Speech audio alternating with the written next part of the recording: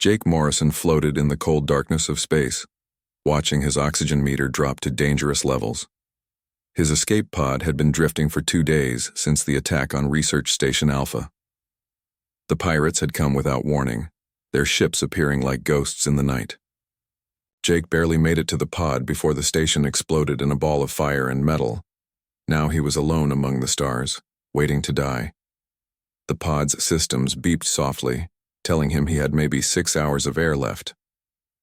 Jake looked out the small window at the distant suns and tried not to think about his family back on Earth. His wife Mary would be making breakfast for their daughter Katie right now. They would never know what happened to him. The first sign of the alien ship was a strange blue glow in the distance. Jake rubbed his eyes, thinking he was seeing things from lack of oxygen, but the glow got bigger and brighter. Soon he could see it was a ship, unlike anything humans had ever built. It moved like a fish swimming through water, smooth and graceful. Inside the alien ship, Captain Zara studied the strange object on her screens. Her crew had never seen anything like Jake's escape pod. The Viridians were explorers and scientists, always curious about new things, but they were also careful. This unknown craft could be dangerous. Zara was tall and thin, with pale blue skin that glowed softly in the dark. Her people had been traveling between stars for thousands of years, but they had never met other thinking beings. The universe seemed empty except for them. "Captain, there are life signs inside," said her science officer, Kel. His skin flickered with worry, changing from blue to purple. "The being is dying. Its atmosphere is running out." Zara made her choice quickly. "Bring it aboard. Prepare the medical bay." The Viridian ship's gentle tractor beam pulled Jake's pod inside. He felt the change as artificial gravity took hold. Through the pod's window, he saw strange beings moving around him. They were beautiful in an alien way, glowing like angels, from old Earth stories. When they opened his pod, Jake tried to speak but could barely breathe. The air was different here, thicker and sweeter than Earth air. One of the aliens, clearly the leader, approached him slowly. She spoke in musical tones that reminded Jake of wind chimes. "We cannot understand your words," Zara said, though Jake heard only beautiful sounds. "But we will help you." The Viridians carried Jake to their medical bay, a room filled with soft lights and gentle music. Their healing technology was unlike anything humans had imagined. Instead of harsh machines and sharp tools, they used sound and light to heal. Crystal formations hummed with energy, bathing Jake in warmth that seemed to reach into his very bones. For days, Jake drifted in and out of sleep. The Viridians fed him through tubes and kept him alive while their computers slowly learned his language from the pod's databanks. When he finally woke up fully, Zara was there waiting for him. "Hello, Jake Morrison of Earth," she said in careful accented English. "I am Captain Zara. You are safe now." Jake tried to sit up, but his body was still weak. "Thank you," he whispered. "You saved my life." "It is what any thinking being should do," Zara replied. "We could not let you die when we had the power to help." Over the following weeks, Jake learned about his rescuers. The Viridians were scientists and artists who had spent centuries exploring the galaxy. They had never found other intelligent life until now. Their ship was both a research vessel and a work of art, with flowing curves and chambers filled with beautiful music. Zara showed Jake images of their homeworld, a planet of crystal cities and singing forests. The Viridians lived in harmony with their world, taking only what they needed and giving back more than they took. They had no armies because they had never needed them. War was unknown to their people. "Your species is very different from ours," Zara told Jake one day as they stood in the ship's observation deck. "You are small and quick where we are tall and slow, but you have something we recognize." "What's that?" Jake asked. "Curiosity," Zara said, her skin glowing brighter. "The need to explore and learn. This is what makes a species truly intelligent." Jake learned their language quickly and taught them more about humans in return. He told them about Earth, about humanity's long climb from caves to starships. The Viridians listened with wonder to stories of human art and music, of love and loss, and the endless drive to reach for the stars. Your people sound beautiful, Zara said. Perhaps one day our species will meet in friendship. I hope so, Jake replied. You've shown me that there's kindness in the universe. My people need to know that. 3 months after his rescue, a human search ship finally found them. The USS Discovery appeared on their sensors, its captain amazed to find Jake alive and, well, the reunion was emotional, but Jake felt torn. The Viridians had become his friends, and leaving them felt like abandoning family. You must go to your own people, Zara told him gently. They have searched long for you. Love calls you home. But what about you? Jake asked. When will I see you again? Zara's skin shimmered with sadness. The universe is vast, Jake Morrison. Perhaps our paths will cross again someday. Before he left, the Viridians gave Jake a small crystal that sang with their homeworld's music. He gave them a photograph of his family and a recording of human music. The exchange was simple, but it meant everything. As Jake transferred to the human ship, he looked back at the beautiful alien vessel that had been his home. Captain Zara stood at the viewing port, her skin glowing in farewell. Jake pressed his hand to the glass between them and made a silent promise.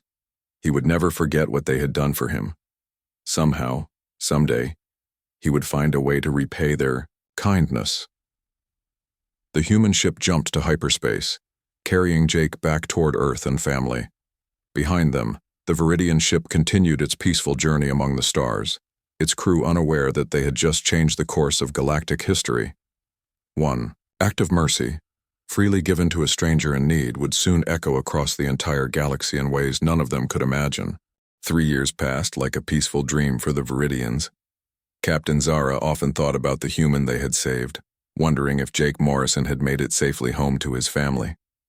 The crystal formations in her ship's music room still played, the melodies he had taught them, strange but beautiful sounds from a distant world called Earth.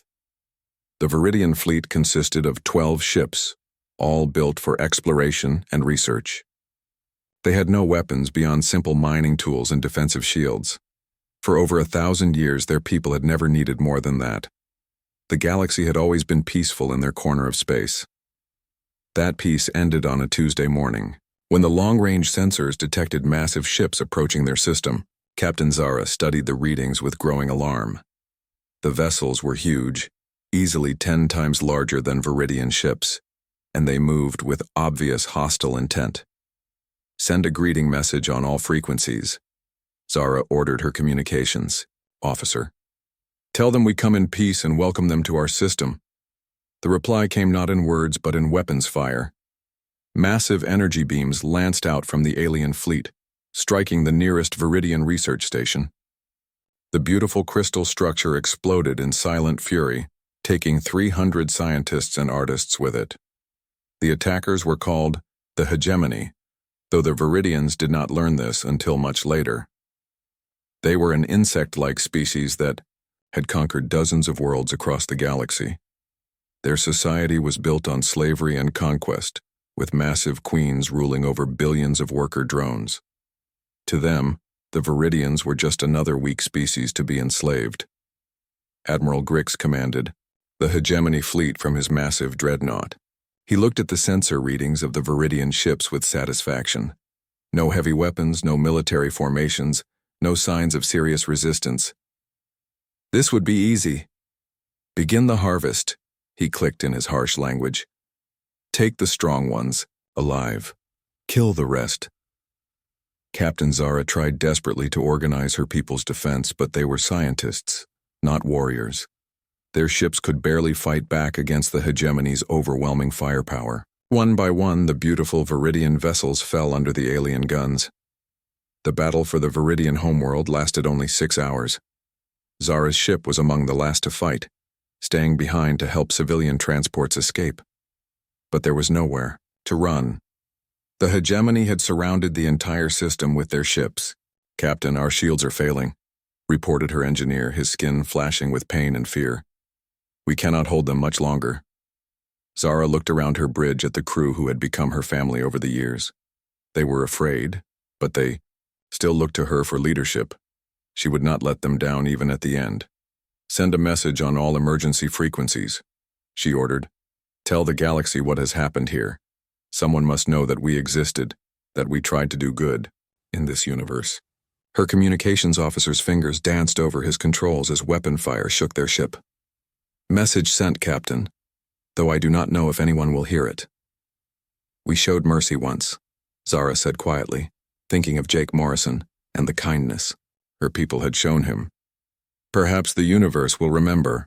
The final blow came from 3 directions at once. Hegemony fighters swarmed over Zara's ship like angry wasps, their weapons tearing through the beautiful crystal hull. The ship that had once sailed between stars like a work of art died in flames and silence. But Zara and many of her crew survived the crash. The Hegemony needed slaves, not corpses. They dragged the wounded Viridians from their ruined ships and herded them into transport vessels like cattle. The beautiful cities of the Viridian homeworld burned for days. The Hegemony had no use for art or music or the gentle philosophy that had guided Viridian society for millennia. They destroyed the crystal gardens where Viridian children had learned to sing with the wind. They melted down the great libraries, where thousands of years of knowledge had been stored. In their place, the invaders built mining stations and slave camps. The Hegemony stripped entire continents down to bedrock, looking for metals and minerals to feed their war machine. What had once been a paradise became a scarred wasteland in just a few weeks. Captain Zara found herself in a labor camp on the 3rd moon of her own homeworld. The irony was bitter beyond words. She could see her beautiful planet through the barbed wire, watching as the invaders tore it apart piece by piece. The work was backbreaking and endless. The Hegemony forced their prisoners to mine radioactive materials with primitive tools, working 18-hour shifts in dangerous conditions.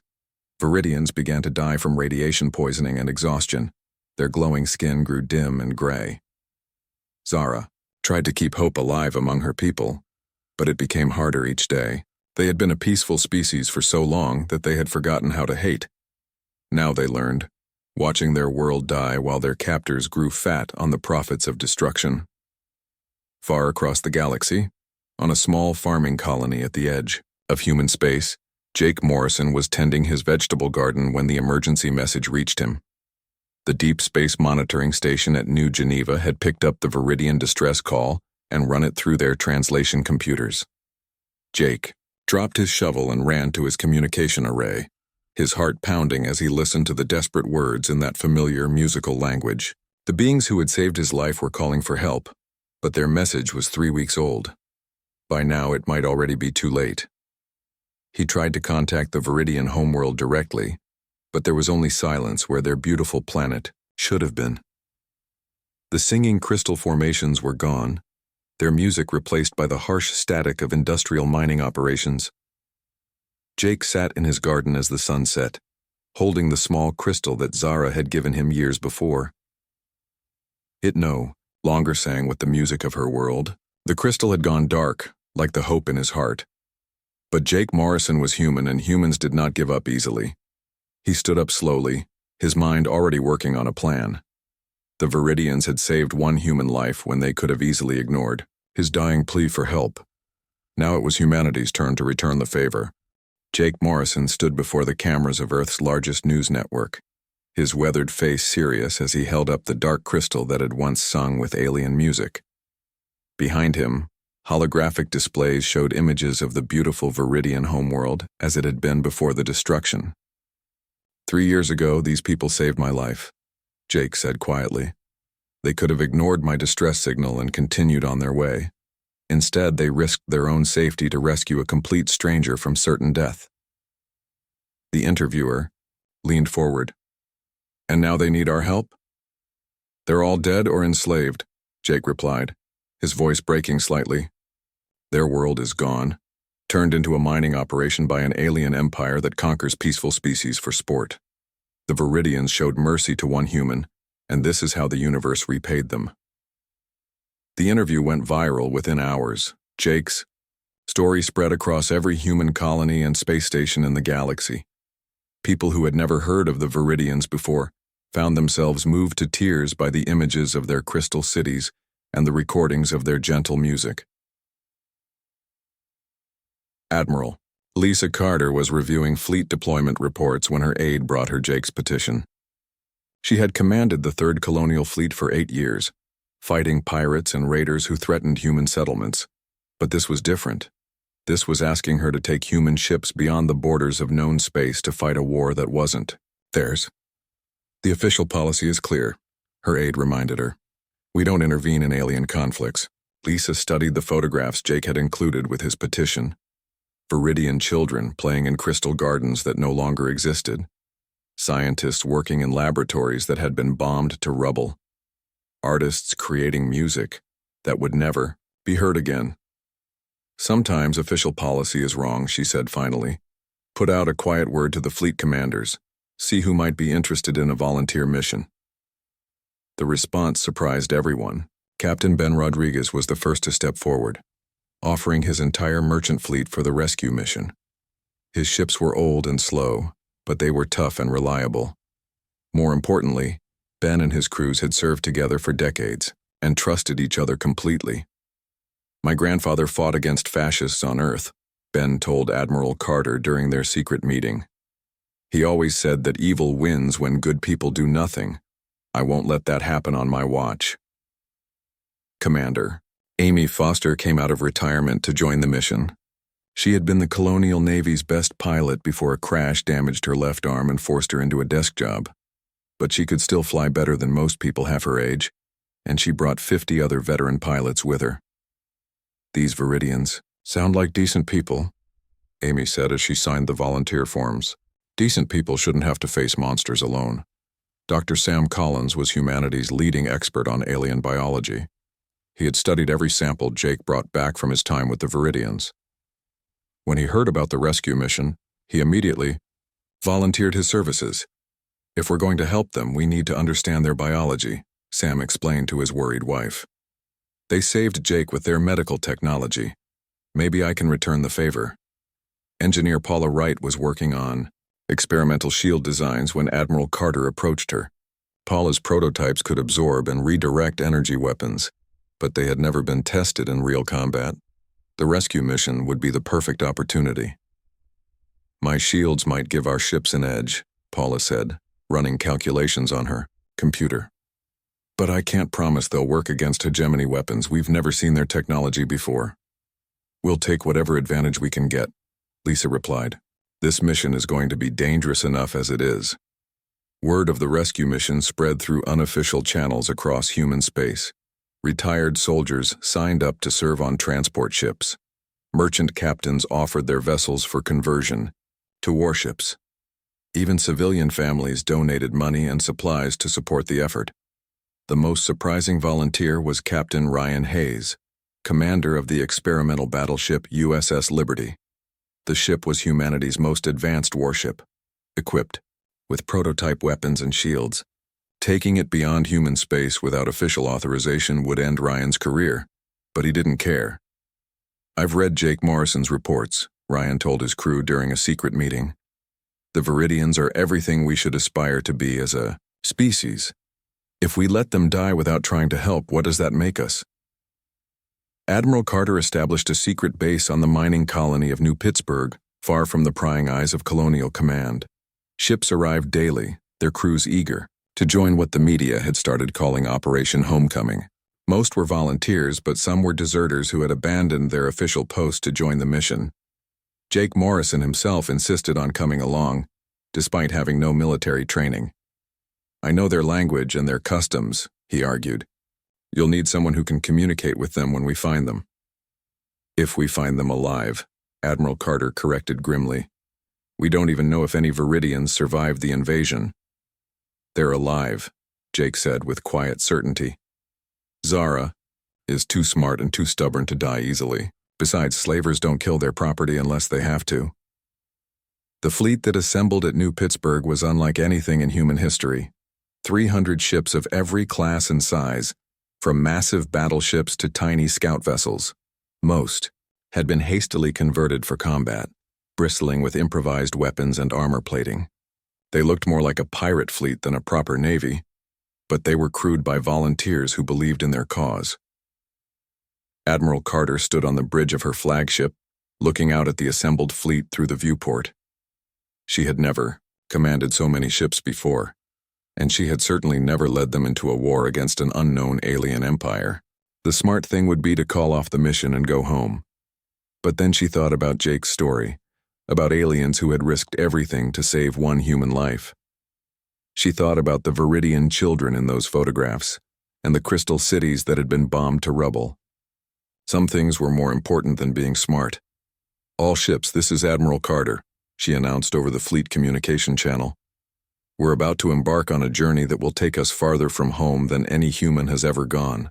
We're going to fight an enemy we've never seen to rescue people most of us have never met." She paused, looking out at the stars that lay between them and the Viridian homeworld. But sometimes the right thing to do is also the hardest thing to do. These people saved one of ours when they didn't have to. Now it's our turn to return the favor. All ships, prepare for hyperspace jump. We're going to bring our friends home. The largest rescue fleet in human history turned toward the unknown darkness between the stars and jumped into hyperspace, carrying hope to a distant world where hope had died 3 years before. The human rescue fleet dropped out of hyperspace at the edge of the Viridian system and found a nightmare waiting for them. The beautiful world that Jake Morrison remembered had been transformed into a massive industrial complex. Huge mining, ships stripped entire continents down to bedrock, while slave camps dotted the scarred landscape like infected wounds. Admiral Lisa Carter studied the tactical display with growing anger. Hegemony warships patrolled the system in lazy formations, confident that no one would challenge their dominance. They had grown careless after 3 years of easy conquest, never imagining that anyone would come to rescue their slaves. "My God," whispered Commander Amy Foster from her pilot seat. "What have they done to this place?" Jake Morrison stood beside the Admiral, his face pale as he looked at what remained of the world that had sheltered him. The crystal cities were gone, replaced by ugly metal structures that belched smoke into the once pure atmosphere. Even from space they could see the environmental damage spreading like a disease across the planet's surface. "Zara is down there, somewhere," Jake said quietly. "She's still alive. I can feel it." Admiral Carter nodded grimly. "Then we'd better get her out. All ships, battle stations. Begin Operation Homecoming." The first phase of the attack focused on the Hegemony patrol fleets. Captain Ryan Hayes led the USS Liberty and 6 other battleships in a direct assault on the largest enemy formation. The experimental human warships were fast and deadly, their weapons tearing through Hegemony shields with devastating efficiency. But the real heroes were the converted merchant ships under Captain Ben Rodriguez's command. These old freighters had been hastily fitted with weapons and armor, making them slow and clumsy in battle. What they lacked in grace, they made up for in determination. "Remember, we're not trying to win a pretty fight," Ben announced to his captains over the communication channel. "We're here to rescue people, not show off. Hit them hard and keep them busy while the rescue teams do their work." The Hegemony forces were caught completely off guard by the human attack. Admiral Grix had conquered dozens of worlds without serious resistance, and he had grown overconfident. His ships were powerful, but they were designed to crush weak opponents, not fight a determined enemy with nothing to lose. "What are these creatures?" Grix chittered angrily as human fighters swarmed around his flagship. "Why are they attacking us? We have done nothing to them." His tactical officer studied the battle displays with growing alarm. "They appear to be rescuing the Viridian slaves, sir. Their ships are targeting our prison facilities, not our military assets." "Impossible," Grix replied. "No species fights for others without profit. They must want something from us." But the humans kept proving him wrong. Commander Amy Foster led a squadron of fighters through a maze of defensive fire to reach the primary slave complex on the planet's largest moon. Her pilots flew with reckless courage, their ships taking heavy damage as they cleared a path for the rescue transports. "Transport Alpha, this is Foster," Amy announced, as her fighter shook under enemy fire. "The way is clear. Get our people out of there." Dr. Sam Collins was aboard the first transport to land at the slave complex. The scene that greeted him was worse than his darkest nightmares. Thousands of Viridians worked in conditions that would have killed humans within days. Their beautiful glowing skin had turned gray and lifeless from radiation exposure and malnutrition. "Set up the medical station in the main courtyard," Sam ordered his team. "We're going to need every doctor we brought." The rescue teams moved through the complex with military efficiency, but they were guided by compassion rather than tactics. Jake Morrison had insisted on coming down with the first wave, despite the danger. He knew the Viridian language and customs better than anyone else in the fleet. In the deepest part of the complex, Jake found the high-security prisoners where the hegemony kept the most important captives. The cells were small and dark, designed to break the spirits of beings who had once sailed between the stars. Captain Zara sat in the corner of her cell, her once proud posture bent by 3 years of captivity. She looked up when Jake appeared, at her cell door, and for a moment she didn't recognize him. Then her eyes widened with impossible hope. "Jake Morrison of Earth," she whispered in her musical voice, now rough from years of breathing polluted air. "Is this real? Or have I finally lost my mind?" Jake used his plasma cutter to burn through the cell door and knelt beside her. Up close, he could see the full extent of what the hegemony had done to her. Scars covered her arms from dangerous work in the mines. Her luminescent skin was dim and scarred, but her eyes still held the kindness he remembered. "I'm real," he said gently, helping her to her feet. "And I'm getting you out of here." "But how?" Zara asked, leaning heavily on his arm. "Your people are so far away. How did you even find us?" "You saved my life once," Jake replied. "Did you really think I would forget that?"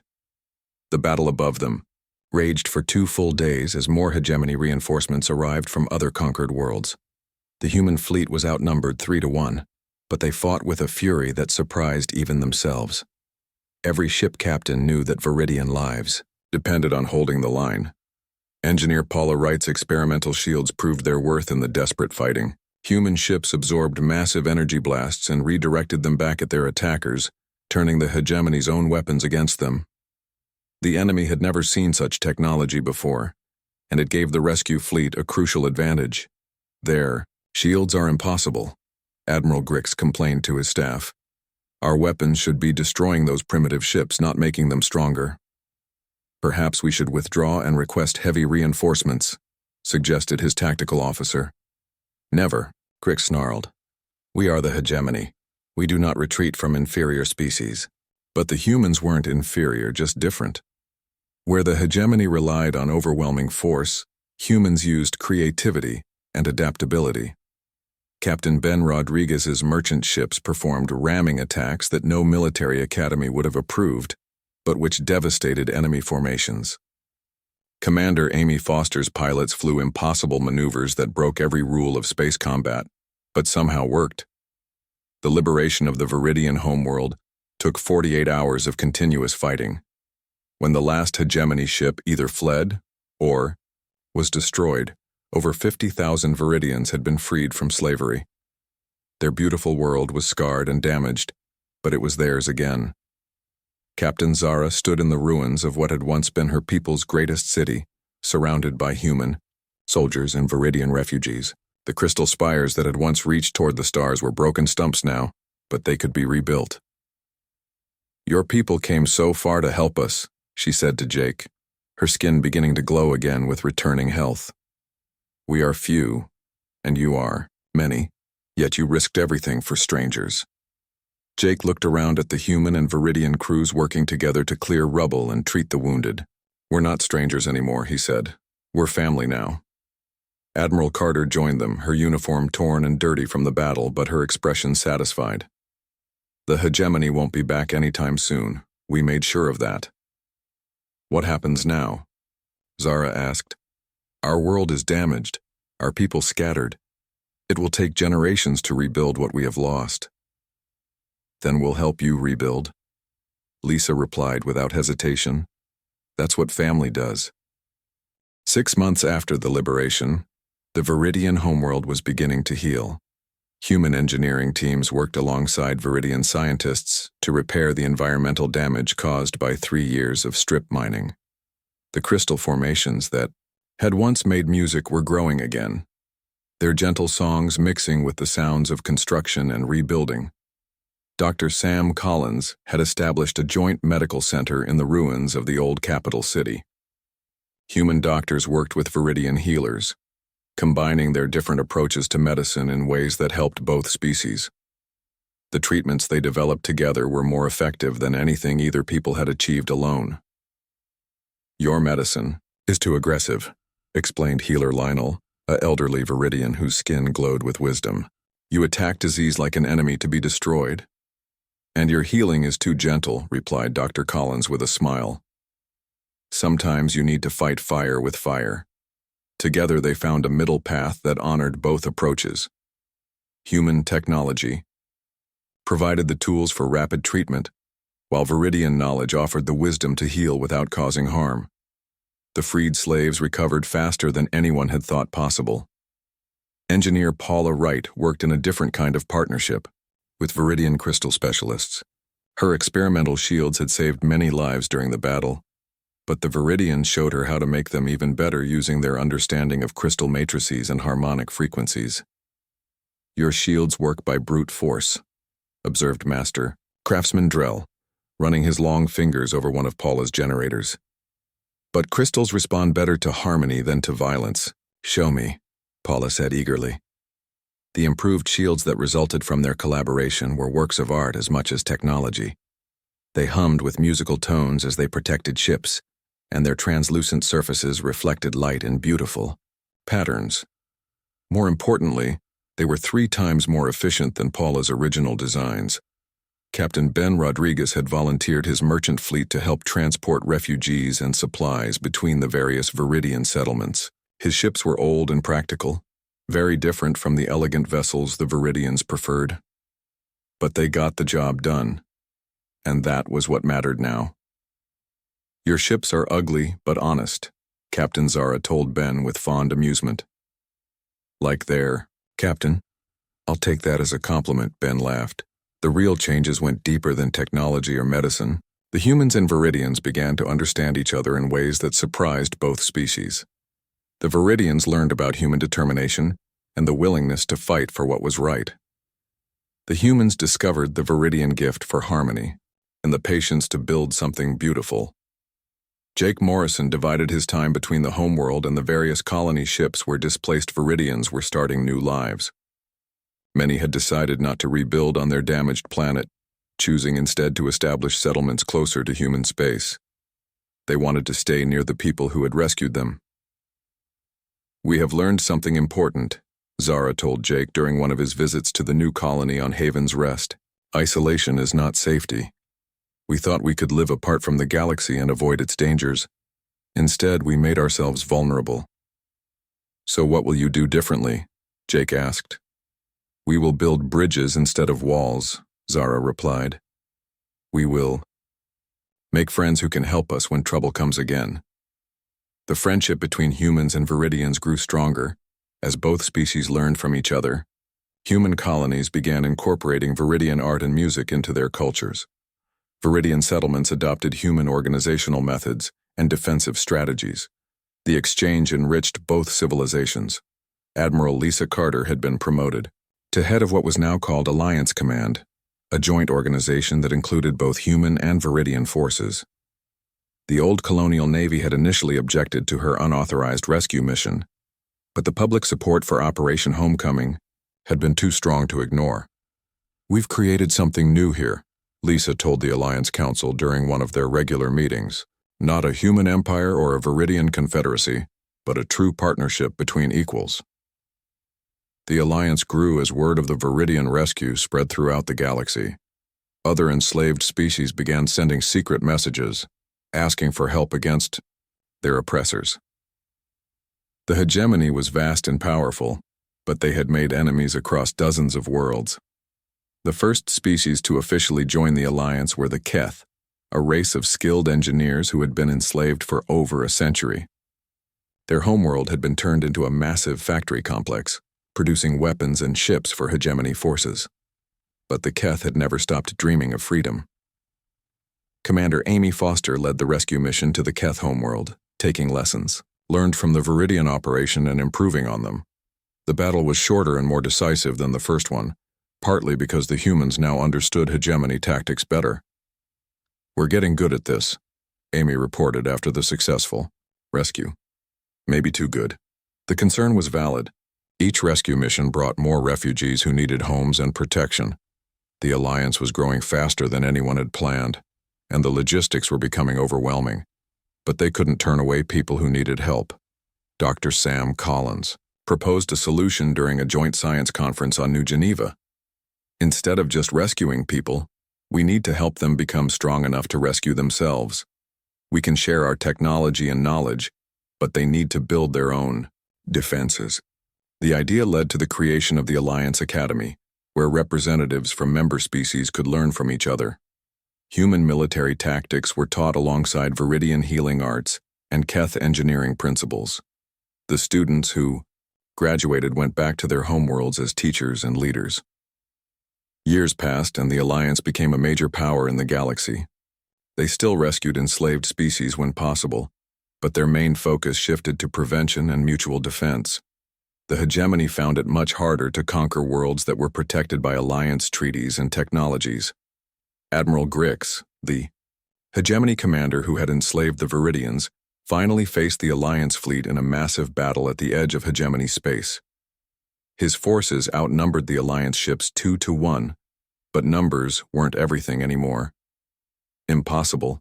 Grix chittered as his flagship took fire from ships using impossible shield technology and weapons that sang as they fired. These species should not be able to work together. Unity is weakness. But unity had become the Alliance's greatest strength. Human aggression tempered by Viridian wisdom, Keth engineering enhanced by artistic vision, dozens of species contributing their best qualities to a greater whole. The hegemony's rigid hierarchy couldn't compete with that kind of flexibility. The battle ended with Grix's surrender and the signing of the first interstellar peace treaty in galactic history. The hegemony agreed to free all their remaining slaves and limit their expansion in exchange for being allowed to join the Alliance as a reformed member species. Captain Zara stood on the observation deck of the Alliance flagship, watching as former enemies worked together to distribute aid to refugee planets. Her skin glowed with contentment, brighter than it had been even before her enslavement. Jake Morrison joined her at the viewing port, still amazed by how much had changed since that day when he floated dying in space. "Do you ever wonder what would have happened if your people had ignored my distress signal?" he asked. Zara considered the question carefully. "Perhaps the galaxy would be a darker place," she said finally. "Or perhaps someone else would have learned the same lesson we did."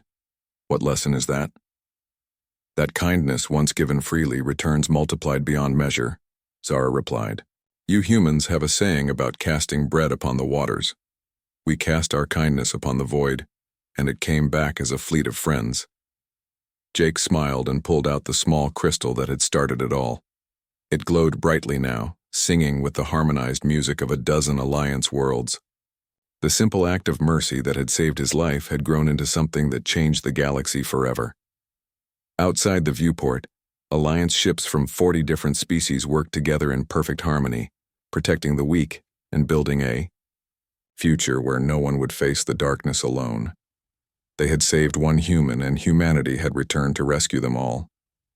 But in the end, they had saved each other and built something greater than any of them could have achieved alone. The galaxy would never be the same, and that was exactly as it should be.